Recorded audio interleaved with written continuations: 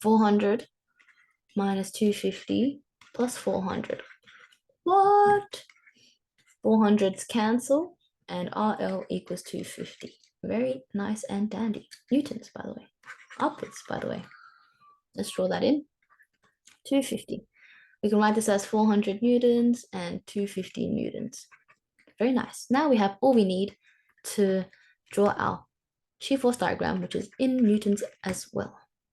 We go up for 250, label it 250.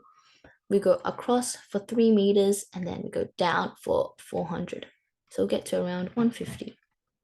Next, we move this distance, which is just 3,000 minus 1,200, which is 1,800.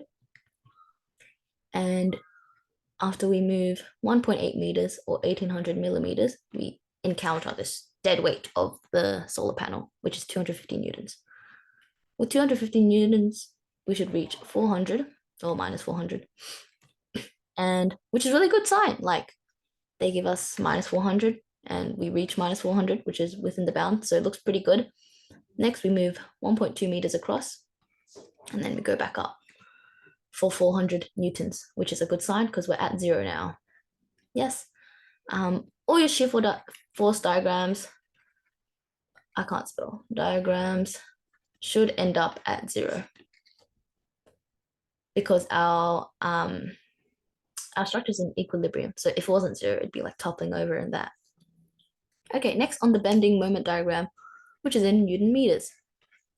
Easy way to think about this is you're basically just adding up all of these areas and we can label them. So let's get this first area. It's going to be this box and it's going to be A1. This next box is going to be A2.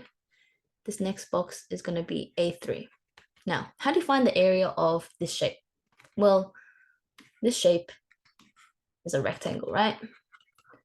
And all we have to do to find the area is do L times B or L times H or whatever. Yeah, and then we just add all those up. Note that if the side is negative, we have to do negative 150 times whatever, if that makes sense. We can draw this in blue. Let's do it in blue. So first we have 250 times 3, which would be 750, which is so amazing because that's our, our bounds, and it means we're on a good track. So we can label that 750. Next we do, so yeah, maybe let's write that out. A1 is 250 times 3, which is from here, which is 750.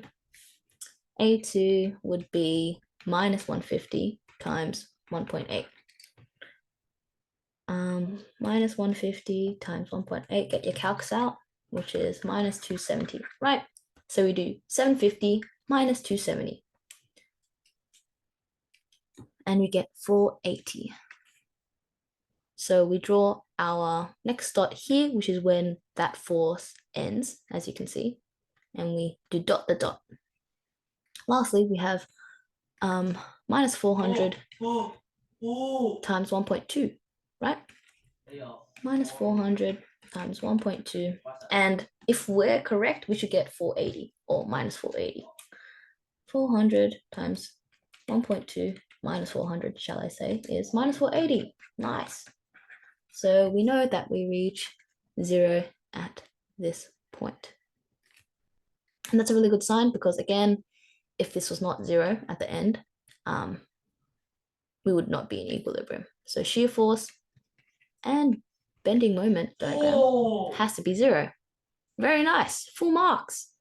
If they ask you what the maximum bending moment is, you just look at the largest number and it will be 750 newtons. Here should be 480.